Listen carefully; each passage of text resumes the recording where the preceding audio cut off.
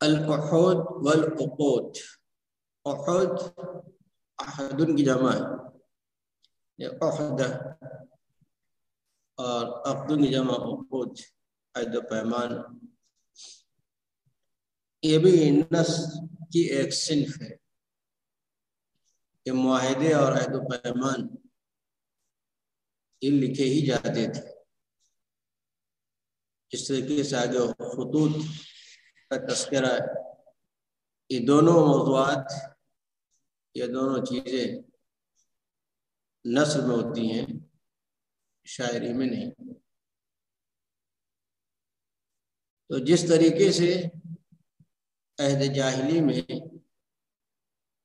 یہ صرف تھی معاملات کی، معاہدے اور عہد و پیمان، ایسے ہی خطوط اگرچہ بہت کم، بلکہ جس کا دائرہ محدود تھا، اس لیے رسائل کے نمونے بھی بہت محدود، اکا دکا میں، لیکن وجود تھا اس کا. پھر عصر اسلامی میں ان اصناف نثری کو مزید ترقی حاصل ہوئی، دائرہ اس کا وسیع ہوا. خاص طور پر خطب ہے، قصائد ہے، عہود، معاہدے، جو خود عہد نبوی و مختلف قبائل سے معاہدے ہوئے، لوگوں کو رسائل و خطوط لکھ کر بھیجے گئے. اور پھر عہد اموی میں یہ صنف نثر کی سب سے زیادہ مؤثر سمجھی جاتی تھی. ان دونوں کے نمونے یہاں پر دیے ہیں، اور دونوں نمونوں کا تعلق خلفائے راشدین کے عہد سے ہے. پہلا نمونہ خلیفہ ثانی عمر بن خطاب سے کا ہے، اور خطوط میں دو نمونے حضرت علی جو کہ خلیفہ رابع کہلاتے ہیں. تو هذا نموذج من العہود والعقود نقتبسه من کلام سیدنا عمر بن الخطاب. یہ ایک نمونہ ہے معاہدے کا جو ہم نے سیدنا عمر بن خطاب رضی اللہ عنہ کے کلام سے لیا ہے. اس موقع پر ایک تقریر کی تھی، اس کا ایک حصہ ہے. بلکہ خط لکھا تھا امیر معاویہ رضی اللہ عنہ. عامر شابی سے منقول ہے، کہتے عمر نے امیر معاویہ رضی اللہ عنہما کا ایک خط لکھا تھا. پھر اس خط میں یہ بات کہی حمد و ثنا کے بعد، فَإِنِّي كَتَبْتُ إِلَيْكَ بِكِتَابٍ فِي الْقَضَاءِ. قضاء کہتے ہیں عدالت کو، اور آج عربی میں القضاء جب استعمال ہوتا ہے تو وہ عدالت ہی کے معنی میں ہوتا ہے. لیکن القضاء الہندی، ہندوستانی عدالت نے ایسا کہا ہے، کیا ہے. کتاب، ایک کتاب جس کو آپ معروف معنی سمجھتے ہیں، جو ہم پڑھ رہے ہیں اس کو بھی کتاب کہتے ہیں. اور کتاب خط کے معنی بھی استعمال ہے، عہد بہت زیادہ، اس کی جمع بھی کتب ہی آتی ہے. تو کتبت الیک بکتاب فی القضاء، عدالتی نظام کے سلسلے میں میں نے آپ کو ایک خط لکھا ہے. تو کتبت الی فلان کتابا یا ارسلت الی فلان کتابا، خط بھیجا ہے، خط لکھا ہے، مفہوم ایک ہی ہے. آگے جملے کتاب کی صفت ہے، لم آلوک و نفسی فیہ خیرا، الا یعلو الون، اس کا فعل آتا ہے.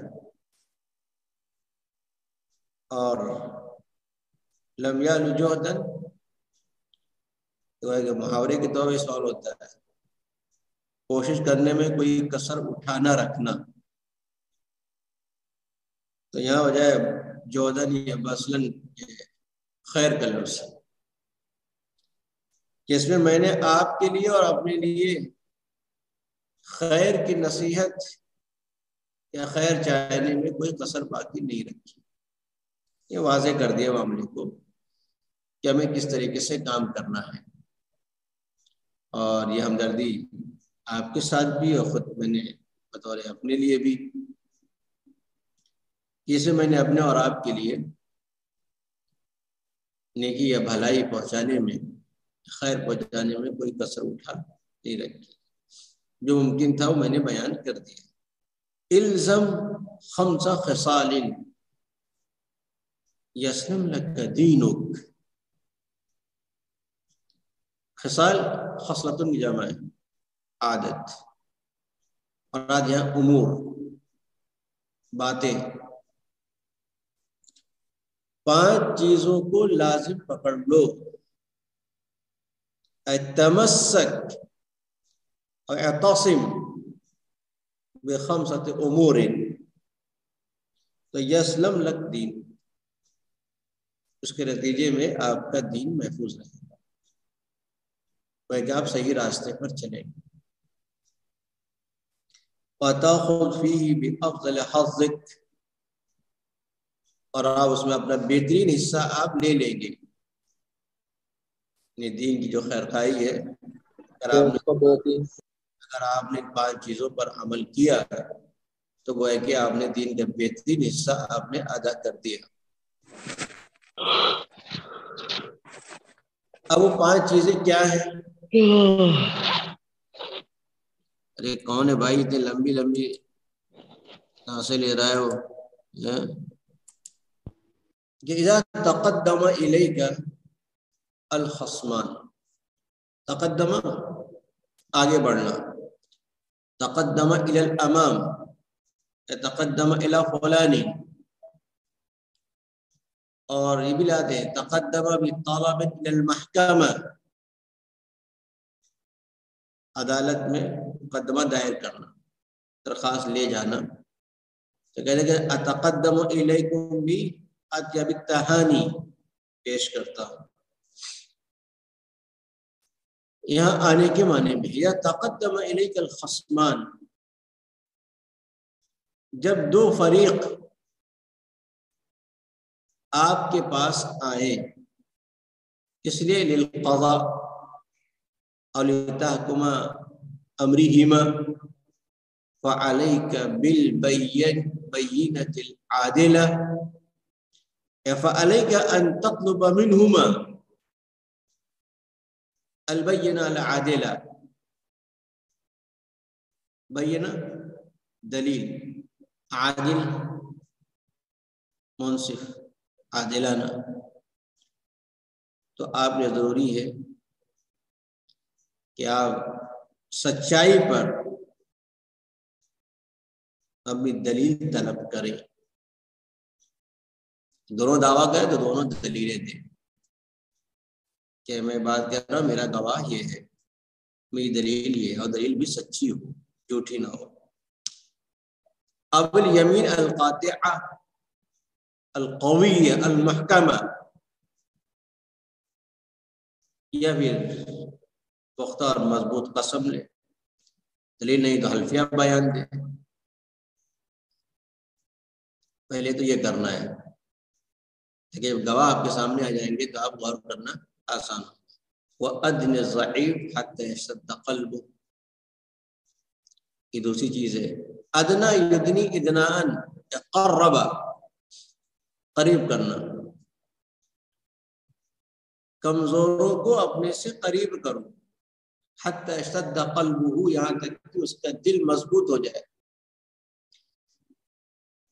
یعنی کمزور ڈرتا ہے کہ ہم کیسے پہنچ پائیں گے حاکم وقت تک، امیر کے پاس کیسے جائیں گے، ہمارا کوئی سند نہیں، کوئی پرسان حال نہیں. تو تلاش ہو، جو کمزور لوگ کے دربار نہیں آ پاتے ہیں ان کو قریب کرو، انہیں خواگیری رکھو تاکہ وہ ڈرے نہیں، سہمے نہیں، اپنی بات مضبوطی سے کہہ سکے. آگے الٹا ہوتا ہے، جو جتنا کمزور اس کو اور دبایا جاتا ہے۔ وَيَمْ بَسِطَ لِسَانُ، اور اس کی زبان پھیل جائے، یعنی زبان چلنے لگے، بول سکے، دربار میں آئے اس کو یقین رہے کہ امیر ہمارے ساتھ ہیں، ڈرے نہیں، اور کھل کر وضاحت سے اپنی بات کہہ سکے۔ وَإِنْ طَلِقَ لِسَانُ صَرَحَةً، تیسری چیز، وَتَأَحَدْ الْغَرِيبِ، غریب اے الاجنبی، جو پردیسی اور اجنبی ہیں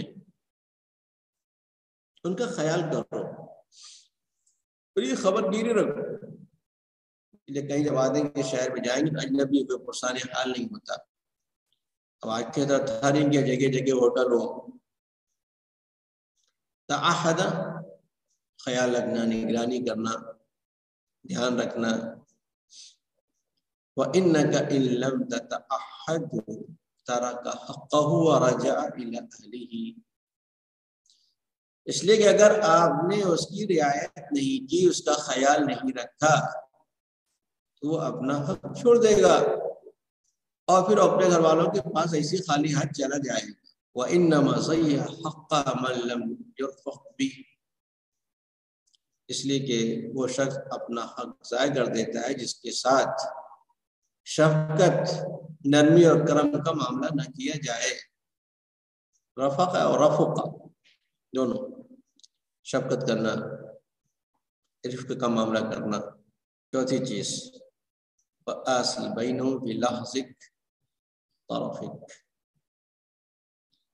آپ لوگوں کے درمیان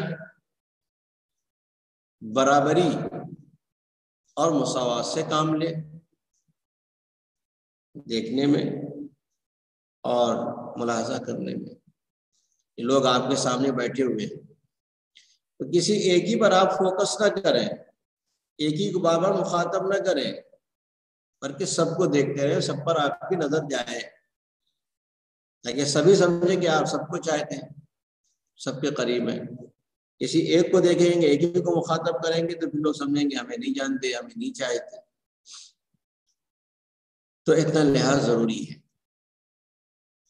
وَعَلَيْكَ بِالصُّلْحِ بَيْنَ النَّاسِ مَا لَمْ يَسْطَبِلْ لَكَ فَصْلُ الْقَضَاءِ، يَجِبُ عَلَيْكَ أَن تُصَالِحَ بَيْنَ النَّاسِ، آپ کے ضروری ہے کہ آپ لوگوں کے درمیان مصالحت کرا دیں، صلح صفائی کرائے۔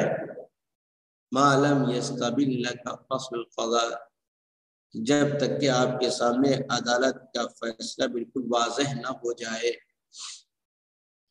یعنی بات گنجلک ہو جائے، کسی کے رجحان نہ بن رہا ہو، کون صحیح کیا غلط ہے، دلائل نہ مل رہے ہو، مسائل ہو، تو پھر مصالحت کرا دی جائے۔ اور جب بالکل فیصلہ واضح ہو جائے کہ نہیں، گنجائش ہی نہیں ہے، تو پھر جو ہے اس کا اعلان کیا جائے۔ یہ گویا کہ خط ہے جو اس کے سلسلے میں کوئی قاضی ہے، گورنر ہے، کہیں کا ذمہ دار ہے، تو اسے کس طریقے سے کام کرنا ہے۔ آپ دیکھیے موضوع تو اس کا علمی ہوتا ہے، یا قانونی جو تعلیمات ہیں، احکامات ہیں، یہ سب علمی چیزیں، تاثرات یا احساسات نہیں ہے، لیکن آپ دیکھ کہ سلاست اور روانی کے ساتھ چھوٹے چھوٹے جملے میں ان کو پیش کیا ہے۔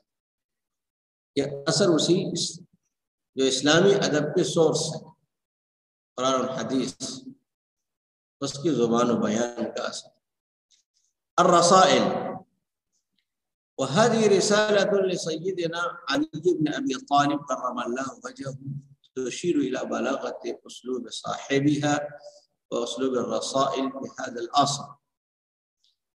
یہ خط سیدنا علی بن ابی طالب رضی اللہ عنہ کا ہے، اور یہ خط لکھنے والے کے اسلوب کی بلاغت اور خود اس زمانے میں خطوط نگاری کا کیا انداز اور اسلوب تھا، اس کی طرف اشارہ کرتا ہے۔ یعنی ایک نمونے سے آپ اندازہ لگا سکتے ہیں کہ اس عہد میں خطوط نگاری کا انداز اور اسلوب کیا ہوا تھا۔ باقی ورنہ آپ تفسیر تاریخ پڑھے پھر عہد با عہد.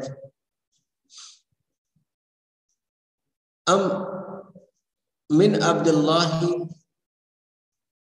علی امیر المومنین الى اہل الکوفہ جبہۃ الانصار. یہ خط اللہ کے بندے علی جو کہ امیر المومنین ہیں ان کی جانب سے اہل کوفہ کی طرف، جو کہ انصاریوں کا گڑھ اور سنام العرب، عربوں کی چوٹی، یعنی یہ سرمایہ افتخار ناز ہے، یہ تعریف کی تاکہ وہ توجہ دے اس پر. یعنی یہ خط ہے جو علی نے باشندگان کوفہ کو لکھا ہے، جو انصاروں کا گڑھ محاذ ہے اور عربوں کے سرمایہ افتخار ہے. السلام کہتے ہیں چوٹی کو. اما بعد فإنی اخبرکم عن امر عثمان حتى يكون سمعه كأعیانی. شہادت عثمان کے بعد ان کا مطالبہ بڑھ رہا تھا خون بہا لینے کا، دیت قصاص لیا جائے. کوئی خط لکھا جاتا ہے کہ ان کو وہ دلائے، اطمینان دلائے کہ میں تمہیں حضرت عثمان کے تعلق سے بتلاتا ہوں. امر شہادت عثمان حتی یکون سمعک عیان، یہاں تک کہ اس بات کو سن لینا اس کے دیکھنے کے مانند ہو جائے. کیونکہ آپ موجود تھے یہاں مدینے میں کیا ہوا، تو بالکل میں صاف صاف لکھتا ہوں، بات بالکل واضح ہو جائے گی. ایسا ہی ہوا گویا کہ آپ خود اس کا مشاہدہ کر رہے ہیں. عیان کے معنی دیکھنا، اصل واقعہ آگے بیان کرنا. ان الناس تعانوا علیہ، تعانوا تنقید کرنا، تعانوا تشنیع کرنا، نیزہ مارنا. کیا گویا کہ عاب یعیب کے معنی انتقد. ان الناس تعانوا علیہ، لوگوں نے ان پر عیب چینی کی، ان کی تنقید کی، انہیں ہدف ملامت بنایا. تو گویا کہ عام رجحان یہ تھا. اب خود ان کی کیا صورتحال تھی، یعنی حضرت علی کی، اس کی طرف اشارہ کہ گویا کہ ایک بلوائے عام ہو گیا. فَكُنْتُ رَجُلًا مِنَ الْمُحَاجِرِينَ أَكْثَرَ اسْتِعْتَابَهُ وَأَقَلَّ عِتَابَهُ.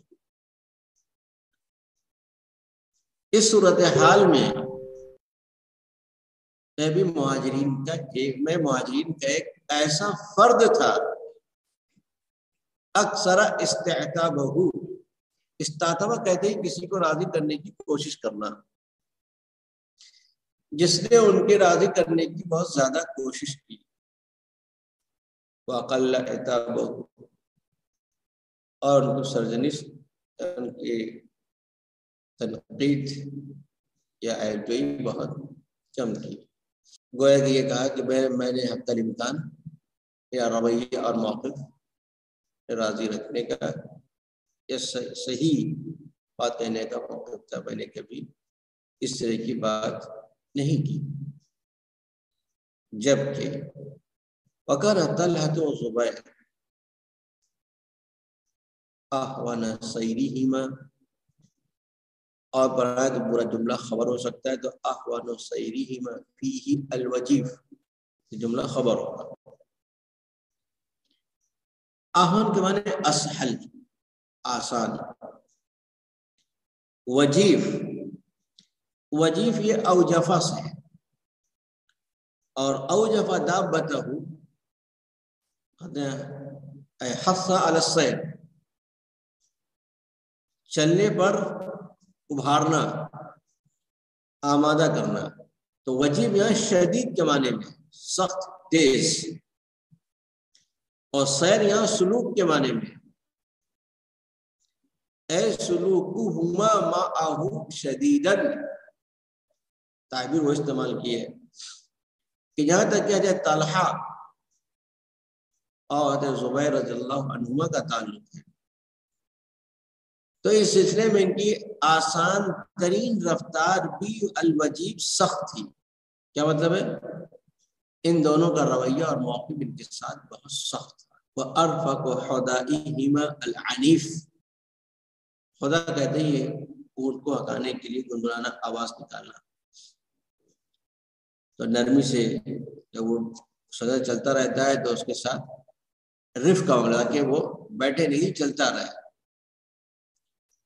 اور ان کی نرم اور ملائم ترین خودی خانی بھی کیا ہے بہت سخت تھی، یعنی اچھی بات بھی بہت سخت انداز میں کہتے تھے.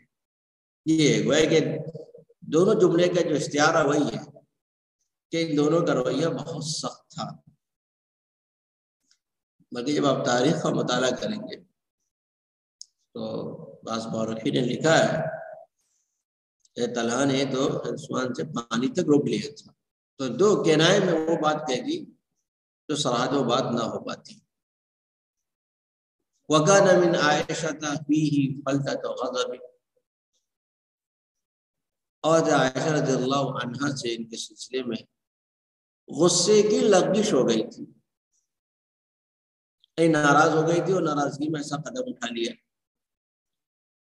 بولتے کہتے کوتاہی فَأُتِيحَ لَهُ قَوْمٌ فَقَتَلُوهُ، چنانچہ ان کو ایک ایسی قوم، کچھ ایسے لوگ مل گئے، اتصد له قوم، چند ایسے لوگ ان کے در پہ ہو کے پیچھے پڑ گئے، فقتلوه، اور انہیں شہید کر دیا. خیر ان کی شہادت کے بعد اب اشکال تم کو کہ میں کیوں امیر بن گیا، جب وہ شہید کر دیے گا اس کی ضرورت تھی. تو بایعنی الناس غیر مستقرین ولا مجبرین، تو لوگوں نے مجھ سے بیعت کر لی ہے، نہ چاہتے ہوئے نہیں، کہ مطلب خوشی کے ساتھ، ولا مجبرین، اور انہیں مجبور نہیں کیا گیا کہ چلو بیعت کو، بلکہ ان کو اختیار تھا، راضی خوشی ان لوگوں نے بیعت کی ہے. بل طائعین مخیرین، اسی وضاحت آ گئی، بلکہ بڑی اپنی خوش دلی کے ساتھ اور اپنے انتخاب و اختیار کے ساتھ، اختیار جس کو چاہے منتخب کر لیں، تو میرا اس میں کوئی قصور نہیں ہے. بات آ گئی کہ شبہات علی نے ایسا کروایا اور نعوذ باللہ، تو وہ بات واضح کر دی گئی. یہ عائشہ کے بارے میں تعلق قرآن ہو رہا تھا، اس کی بھی وضاحت کر دی.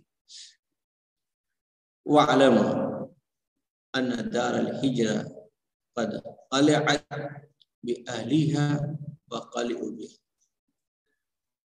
قلعہ کے معنی آتے ہیں نہ جمنا، پیر کا نہ جمنا، ٹکنا، ہلنا. تو معلوم ہونا چاہیے کہ ہجرت کی جگہ یعنی مدینہ، یہ اپنے باشندوں کے ساتھ صحیح کی حالت ٹھیک نہیں ہے، ہل رہا ہے، یعنی اندر ایک ہیجان اور اضطراب ہے. فَقَلِعُوا بِهَا، اور وہ بھی اس کو ہلائے ہوئے ہیں، تو یہاں حالات بھی سے نہیں ہے، اور جو لوگ ہیں وہ بھی انتشار برپا کیے ہوئے ہیں. وَجَاشَتْ جَيْشَ الْمِرْجَلِ، یہ ابل رہا ہے جس طریقے سے ہانڈی میں ابال آتا ہے، تو ہانڈی ابال ہانڈی میں آتا ہے، جو اوپر ایک ڈھکن یا پلیٹ رکھی ہوتی ہے، ابال سے وہ اٹھنے لگتا ہے، یعنی حالات بے قابو ہو رہے ہیں، ایک جوش انتقام ہے.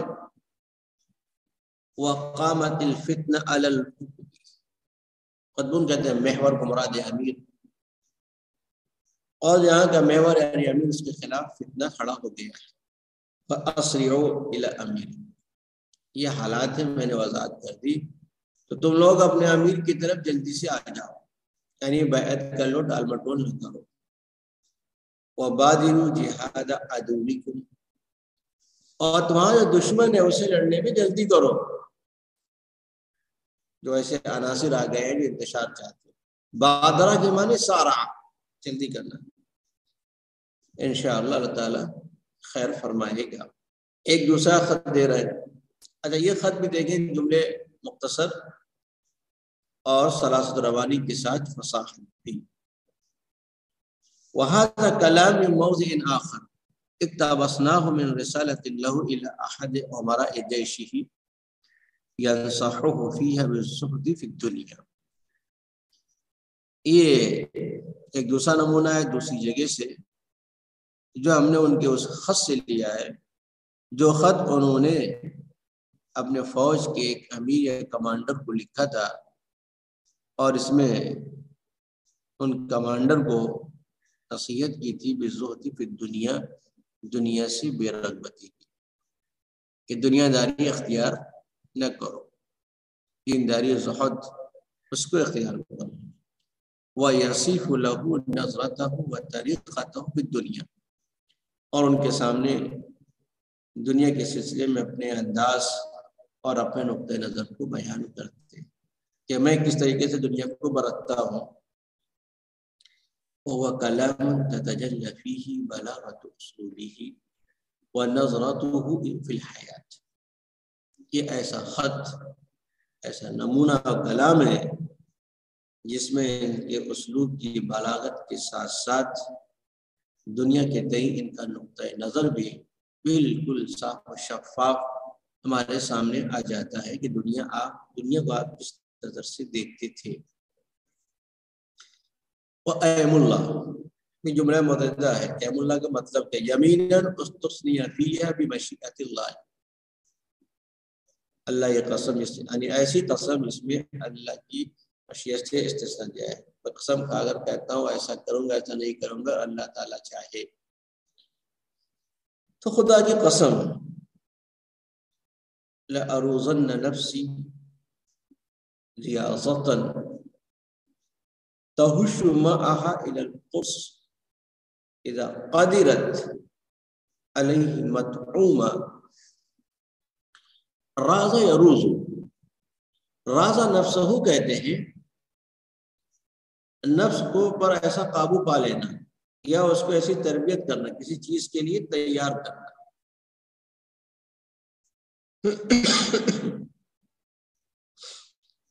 یا نفس کو رام کرنا سکھانا.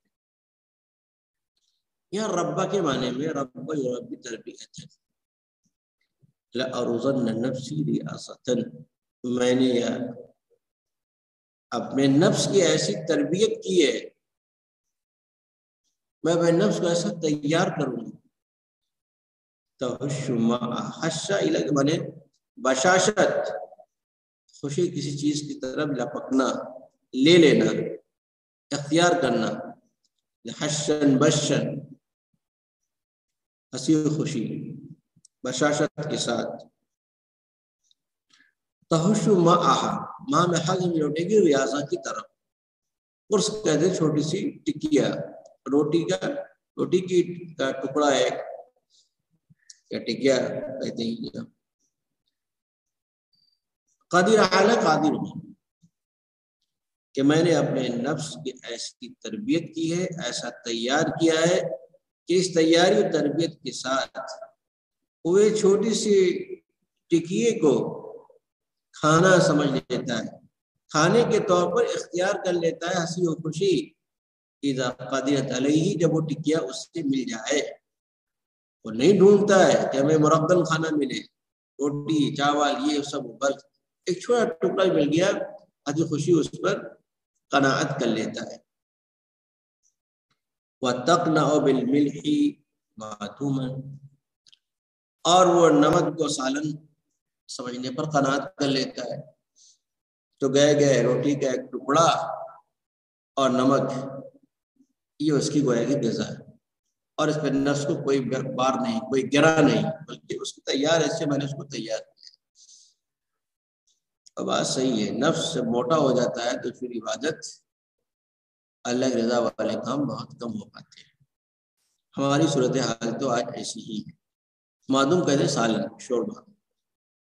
وَلَأَدَأْنَ مُقْلَتِي كَعَيْنِ مَاءٍ نَصِبَ مَعِنُهُ. نصیبہ کے معنی خشک ہونا، سوتے یا چشمے کا خشک ہونا. معین کہتے ہیں پانی کا چشمہ، مقلا کہتے ہیں آنکھ کو. خاصا آنکھ کے اندر جو پتلی ہوتی ہے آنسو بھرے ہوتے ہیں. وَلَا دَعْنَ مُقْلَتِي كَعَيْنِ مَاءٍ، اور میں اپنی آنکھ کو پانی کے اس چشمے کے مانند کر دوں گا جس کا پانی خشک ہو جاتا ہے. مستفرغۃ دموعها، کہ وہ آنکھ اپنی اپنے آنسو کو فارغ انڈیل دے گی. یعنی اللہ کے ذکر، اللہ کی یاد، اس کے خوف میں اتنا زیادہ رہوں گا. تمتلئ الصائمہ من رعیها فتبکو، کیا جب مویشی یا جانور کا چارے سے پیٹ بھر جاتا ہے وہ بیٹھ جاتا ہے؟ اقراری ہے ہاں. جب پیٹ بھرتا ہے تو پسار کر وہ لیٹ جاتا ہے. جب زیادہ کھائیں گے تو پھر آپ لمبا قیلولہ کریں گے اور آرام کریں گے. برکہ کے معنی بیٹھ جائیں گے.